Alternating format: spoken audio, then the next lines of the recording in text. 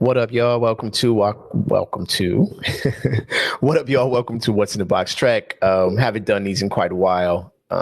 And also, I kind of wanted to let the season play out a little bit. This is one of those seasons that you couldn't really tell what the Lakers were going to do just based on how they played last season, injury, all of those things. But kind of got a good beat on the team early as I got to about game 3 or 4. And then you have this stretch that they're going through now that, the last 5 or 6 games where they really haven't played anybody or played teams that they quote unquote should beat. So if you guys don't know, a couple things about What's in the Box real quick. Let's just do some housekeeping real quick. One, I don't disparage other teams or players. That's not my bag. That's a little goofy when you're my age. And if you're still doing that at my age, I kind of feel sorry for you. I'm a Laker fan, so I only talk about the Lakers, but I will put in a few notes about the other team. And lastly, I read the season in eighths for the most part. So the first 12 games, the next, then game 22, game 32, and so on is kind of where I mark the team. So game for game, I might have some opinions, but, largely it's basically season broken down in eighths. So you start off early, first 12 games of the season. The Lakers look pretty bad. They've had a pretty tough schedule. Some teams that had played together before. I thought the Cleveland game and the Portland game were winnable games that they let get away from themselves. But I did kind of understand it. I expected them to be 4-6, so I was pretty off, and I expected them to be 500 by game 12. So the fact that they were 2-10 means I didn't really know what I was talking about.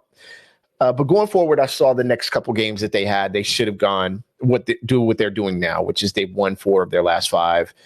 That makes a lot of sense. These teams are pretty much below 500 rebuilding teams. If you look at the Spurs, just a quick note on the Spurs, man, give Pop a wing player, a wing 2 or 3, and Pop's going to turn them into gold. Obviously, Kawhi Leonard, Manu Ginobili. You look now, Lonnie Walker IV looks like a really good player once he's got the freedom to play. Dejounte Murray, like these are some excellent players, right? So Pop has a couple of those, and if you're a Spurs fan, I would just sit back and relax because Pop is also an excellent big man coach. So if you guys do end up at the bottom and you get the first pick, man, great hands. So you guys just enjoy this rebuilding season. That's basically what Spurs fans should be looking forward to. As far as the Lakers go, the Lakers are top 10 in defensive efficiency. But if you've been watching me, you know that over the last couple of years, I've said I don't trust that stat. That's per 100% possessions. The Lakers are giving up 93 attempts a game, which is the highest in the league, actually. They give up the most attempts a game. However, teams are shooting their top 5 or 10 in field goal percentage, opponent field goal percentage. So teams are shooting pretty poorly against them over this first 17 games, but the Lakers are still giving up a lot of opportunities. Lakers pace is the highest, top 2 in the league behind the Golden State Warriors, 2 teams that are older and also losing. So I don't know, maybe that has something to do with it. I think when I go back to defensive efficiency, the one thing that is of note is 100 possessions is I mean, that's a pretty odd ask when it comes down to it.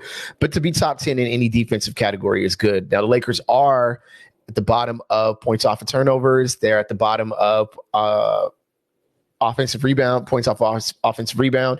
These are stats that really count defensively for me because you're giving away, extra points when you really don't have to, right? Turning the ball over, allowing the team to score, or just not finishing your defense and rebounding. So right now, the Lakers are on a pretty good stretch against teams that are not great. But the reason why I wanted to jump on before game 22 is because their next stretch is kind of heavy when it really comes down to it. So what's important over this next stretch of games is how do they measure up to teams like the Milwaukee Bucks?